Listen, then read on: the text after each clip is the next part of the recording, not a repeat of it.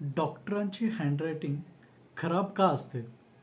हा प्रश्न तुम्हाला बरेचदा पडला असेल आणि होऊ शकतं तुम्हाला हा प्रश्न पडून काही तुम्ही शंका, कुशंका उपस्थित केल्या असाल, की सगळ्याच डॉक्टरांची हँडरायटिंग कशी काय खराब असते?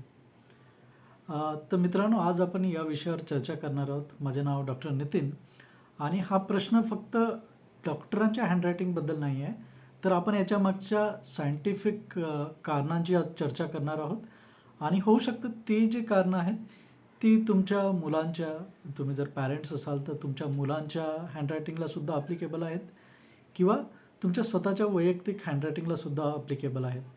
तर त्या आज कारणांची आपण सायंटिफिक कारणांची इथे दखल घेणार आहोत. त्याच्याविषयी आपण चर्चा करणार आहोत.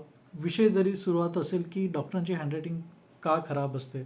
बरेचदा काही लोकांनी प्रश्न उपस्थित केला असेल किंवा शंका उपस्थित केली असेल, की ही हँडरायटिंग किंवा जे औषध लिहिलं आहे, जे प्रिस्क्रिप्शन लिहिलेलं आहे, ते इतरांना कोणाला समजू नये असं डॉक्टरांचा उद्देश असेल. असा तुमच्या मनात बरेचदा प्रश्न निर्माण झाला असेल, शंका निर्माण झाली असेल. पण मित्रांनो, असं नाही आहे. त्यामागे काही सायंटिफिक कारणं आहेत, ज्याच्यामुळे पर्टिक्युलरली डॉक्टरांची हँडरायटिंग घाण असते. पण हे फक्त त्यांच्यापुरतं लिमिटेड नाही आहे. त्यापैकी काही कारणं तुम्हालासुद्धा ॲप्लिकेबल असू शकतात. तर त्या आपण सर्व कारणांची इथे आपण चर्चा करणार आहोत. तुम्ही जर या चॅनलला फर्स्ट टाईम व्हिजिट करत असाल, तर प्लीज सबस्क्राईब करा. माझं नाव डॉक्टर नितीन आणि मी वेगवेगळ्या टॉपिक्सवर इथे चर्चा करत असतो.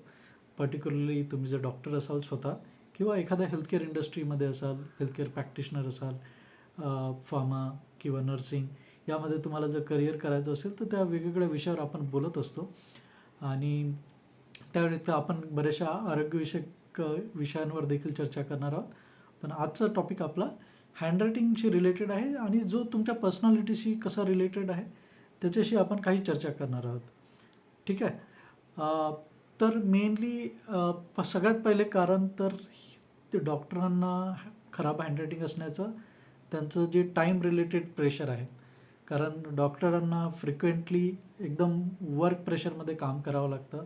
त्यांच्याकडे वेळ कमी असतो आणि काम जास्त असतं आणि त्यांना पटापट लिहायचं असतं प्रिस्क्रिप्शन. हे एक त्यापैकी प्रमुख कारण आहे, ज्यामुळे त्यांची हँडरायटिंग खराब येते बरेचदा.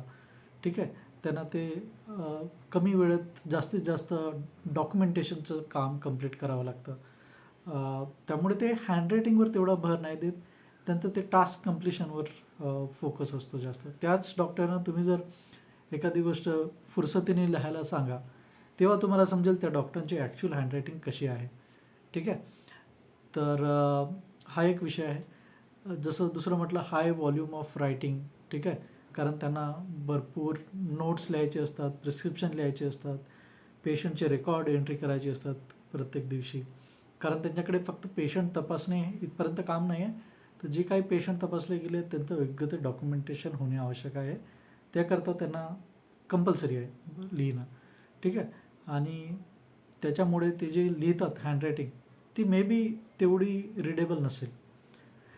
त्यानंतर बरेचदा कॉम्प्लेक्स टर्मिनॉलॉजी असतात, ज्या की बरेचसे लेंदी नाव असतात, तर ते शॉर्ट फॉर्ममध्ये लिहिण्याचा प्रयत्न करतात. त्यांना ॲब्रिव्हिएशन्स म्हणतात. ॲब्रिव्हिएशनमध्ये लिहिण्याचा प्रयत्न करतात, जे की टिपिकली तसंही नॉर्मल माणसाला कळत नाही. तर होऊ शकते त्यामुळे ते जे ॲब्रिव्हिएशन्स आहेत ते तुम्हाला कळू शकले नसतील, राईट? आणि तुम्ही इंटरप्रिट केलं असेल की त्याला बॅड हँडरायटिंग. ठीक आहे. त्यामुळे त्यांना ते तुम्ही जर शॉर्ट हँड बघितलं असेल, तर त्या प्रकारचा हा समजा त्यांचा एक प्रकारचा प्रयत्न आहे, की कमीत कमी शब्दात जास्तीत जास्त इन्फॉर्मेशन कशी नोट डाऊन करता येईल. ठीक आहे. त्यांना मल्टीटास्किंग चालू असतं त्यांचं. पेशंट चेक करतायत, एकीकडे पेशंटचं एक्झामिनेशन करतायत, पेशंटशी बोलतायत, दुसरीकडे त्यांना लिहायचं पण काम आहे. तर त्यांचं जे अटेन्शन आहे ते डिवाईड होतं. ते आणि साहजिकच आहे, अटेन्शन डिवाईड झाल्यामुळे लिहिण्याचं जे काम आहे ते फक्त हाताचं नाही आहे. त्यामध्ये तुमच्या ब्रेनचा रोल आहे, तुमच्या हाताच्या मसलचा रोल आहे आणि हे लॅक ऑफ फोकस असल्यामुळे ऑब्व्हियसली ती हँडरायटिंग खराब होते. ठीक आहे. त्या व्यतिरिक्त मसल फटीग रिपीटेडली तेच काम करतात, डॉक्टर लिहिण्याचं, पेशंट एक्झामिनेशनचं आणि इतर जे काही कामं करतायत, त्यामुळे त्यांच्या हातावर डेफिनेटली प्रेशर येतो आणि ज्याच्यामुळे मसल त्यांचे फटीक होतात आणि त्यामुळे सुद्धा त्यांची हँडरायटिंग खराब होऊ शकते. तर ही काही ब्रीफली काही कारणं आहेत जे डॉक्टरांच्या बाबतीत स्पेसिफिकली आहेत. पण आता आपण स्टोरी इथे संपत नाही. आता आपण मेनली चर्चा करणार आहोत तर इतर काही अशी फॅक्टर्स आहेत का जे तुमची हँडरायटिंग इफेक्ट करते, तुमच्या मुलांची हँडरायटिंग जी अफेक्ट होऊ शकते, ती काही कारणांची आपण चर्चा करणार आहोत. ठीक आहे. बऱ्याचशा गोष्टी आहेत ज्या इम्पॅक्ट करू शकतात तुमच्या हँडरायटिंगवर. बरेचदा ऑब्जेक्शन घेतलं जातं की तुझं हँडरायटिंग बरोबर नाही आहे, त्यामुळे तू व्यवस्थित फोकस नाही करत. माझं पण स्कूलमध्ये हँडरायटिंग खूप खराब होतं. मला टीचर नेहमी ओरडायच्या. मी प्रॅक्टिस पण करायचो. पण जेव्हा मी प्रॅक्टिस करायचो तेव्हा हँडरायटिंग छान यायची, पण जसं माझं लिहिण्याचं स्पीड वाढायचं माझी हँडरायटिंग खराब यायची. आता तर माझं लिहिणं फार कमी झालेलं आहे. मेजरली मी कम्प्युटरवर काम करतो, त्यामुळे हँडरायटिंगशी माझा पर्सनली तेवढा संबंध येत नाही. पण स्टील आजही माझी हँडरायटिंग खराब आहे. तर त्या बाबतीतची काही कारणं आहेत ती आपण चर्चा करणार आहोत. एक आहे तुमचं मोटर स्किल. एक गोष्ट बोलतात ज्याला फाईन मोटर कंट्रोल बोलतात. तुम्ही जे बारीक शिल्पकाम किंवा बारीक हाताने जी कामं आहेत त्याच्यावर किती कंट्रोल आहे त्याच्याने हँडरायटिंग डिटरमाइन होते. कारण ही फाईन किंवा बारीक स्किल आहे ही. ठीक आहे, ज्याच्यात खूप फोकस अटेन्शन लागतं. एक प्रकारे ही कलाच आहे. समजा तुम्ही लिहिणे ही एक कलाच आहे. त्यामुळे तुमच्या जर मसलवर कंट्रोल नसेल, तुम्हाला जर तेवढा आर्टिस्टिक व्ह्यू नसेल तर तुमची हँडरायटिंग खराब येऊ शकतं. तर हे गोष्टी येते तुमच्या मोटर स्किल्स. कधी कधी हे ट्रेमर्स असतात, तुमचे हात थरथरतात, कोऑर्डिनेशन प्रॉब्लेम असतो, याच्यामुळे हँडरायटिंग इम्पॅक्ट करू शकते तुमची. त्यानंतर म्हटल्याप्रमाणे तुमची रायटिंग स्पीड. तुम्ही जर फास्टर लिहाल तर तुमची ऑफन रायटिंग आहे ना ती थोडीशी खराब होणार आणि तुम्ही जेवढं स्लो लिहाल तेवढं तुमच्या हँडरायटिंग इम्प्रूव्ह होण्याचे चान्सेस आहेत. ठीक आहे. त्यानंतर तुमचा पोश्चर आणि ग्रिप. तुम्ही लिहिता कसे आहेत, तुम्ही झोपून लिहिताय, बसून लिहिताय, डेस्कवर लिहिताय, उभ्याने लिहिताय, काही सपोर्ट घेऊन लिहिताय, ह्या बऱ्याचशा गोष्टी मॅटर करतात. तर ज्याच्यामुळे सुद्धा हँडरायटिंग इम्पॅक्ट पडते. तुम्ही पेनने लिहिताय, पेन्सिलने लिहिताय, त्याच्याने सुद्धा तुमच्या हँडरायटिंगवर इम्पॅक्ट पडतो. ठीक आहे. आणि नुसतं हे एक्सटर्नल फॅक्टर नाही आहे किंवा फक्त इंटरनल फॅक्टर नाही. It's always a combination of this factors. ठीक आहे. या व्यतिरिक्त तुमचं कॉग्नेटिव्ह लोड म्हणजे तुमचं जेव्हा ब्रेन पर्टिक्युलरली खूप फोकस असतो, एकदम कॉम्प्लेक्स कठीण कामावर त्याचं लक्ष असतं किंवा तुम्ही खूप स्ट्रेसमध्ये काम करताय आणि त्यावेळेस तुम्ही लिहिण्याचं पण काम करताय, त्यावेळेस तुमचा जो बेसिकली जसं कम्प्युटरमध्ये काम करतं की कम्प्युटर जिथे जास्त रिसोर्सेसला आवश्यक आहेत तिथे जास्त मेमरी देतं, जिथे कमी आहे तिथे कमी मेमरी देतं. तर अशा प्रकारे ब्रेन सुद्धा ते कामाचं अलोकेशन करतं की जिथे जास्त आपलं फोकस कॉन्सन्ट्रेशन पाहिजे तिथे ते जास्त त्याची एनर्जी किंवा अटेन्शन प्रोव्हाइड करतं. आणि जे हँडरायटिंग काम आहे ते ब्रेनसाठी तेवढं सिग्निफिकंट नाही आहे, त्यामुळे तो त्याच्याकडून रिसोर्सेस काढून घेतो. तो ब्रेन हाताला सांगतो की तू कसंही लिह, फक्त लिहिण्याचं काम कर, मी आता विचार करतो आहे. तर अशा प्रकारे त्याचासुद्धा इम्पॅक्ट पडतो तुमच्यावर. किती स्ट्रेस आहे, तुमचं लक्ष कुठे आहे. त्यानंतर ॲज युज्युअल जे टीचर आपल्याला नेहमी स्कूलमध्ये सांगतात किंवा इतर लोकांनी बरेचदा आपल्याला, पर्टिक्युलर ज्या लोकांची हँडरायटिंग खराब आहे त्यांना सांगण्यात आलेला उपाय प्रॅक्टिस आणि ट्रेनिंग करा. तुम्ही प्रॅक्टिस नाही करत तर ऑब्व्हियसली हे सुद्धा तुम्हाला हेल्प करू शकतं. तुम्ही जेव्हा फोकस आणि लक्ष देऊन काम करता तेव्हा तुमची हँडरायटिंग खूपच नीट येणार आहे. पण जेव्हा तुमचं लक्ष नसतं किंवा तुम्ही इनफ प्रॅक्टिस नाही केली आहे हँडरायटिंगची तर ऑब्व्हियसली तुमची हँडरायटिंग थोडीशी खराब येणार. तर प्रॅक्टिस हा एक भाग आहे, पण हा 100% नाही आहे. जसं म्हटलं, प्रॅक्टिस व्यतिरिक्त हे इतर गोष्टी आहेत. हेच नाही तर काही हेल्थ कंडिशन आहेत ज्यासुद्धा इम्पॅक्ट करू शकतात तुमच्या हँडरायटिंगला. ठीक आहे. तुम्ही याचा कधी विचार केला नसेल, पण आज मी सांगतो आहे तुम्हाला.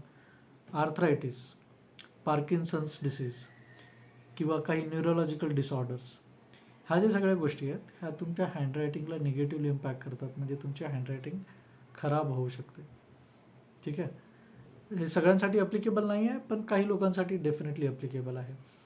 त्यानंतर तुमचे जे रायटिंग टूल्स आहेत, मगाशी म्हटल्याप्रमाणे तुमचं पेन, पेपर, तुम्ही कोणत्या सरफेसवर ठेवून लिहित आहे किंवा विदाऊट सपोर्ट लिहित आहे का.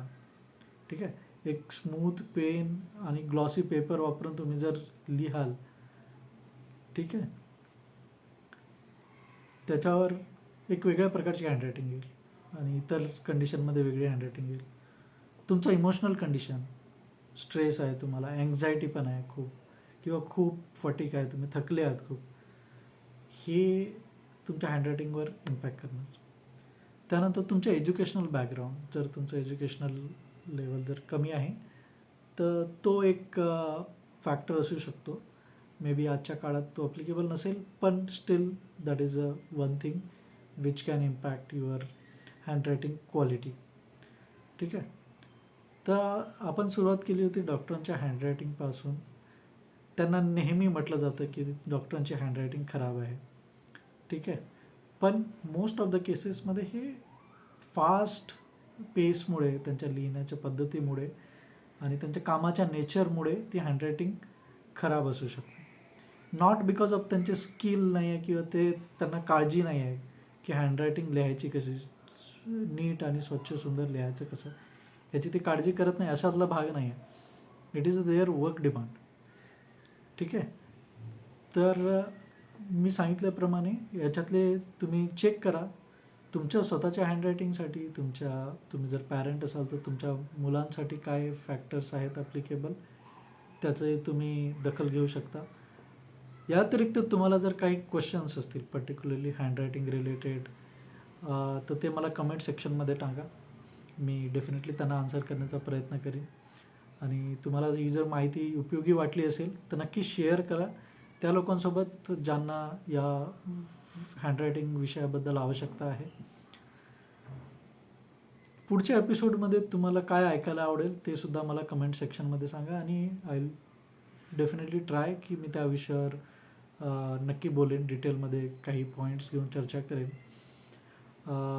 आणि ॲज युजल तुम्हाला जर माझे व्हिडिओ जर आवडत असतील तर प्लीज लाईक करा आणि सबस्क्राईब करा चॅनलला. मला मोटिवेशन मिळेल.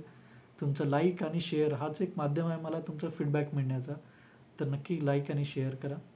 ठीक आहे, that's all for now. This is doctor Nitin signing out. Bye bye.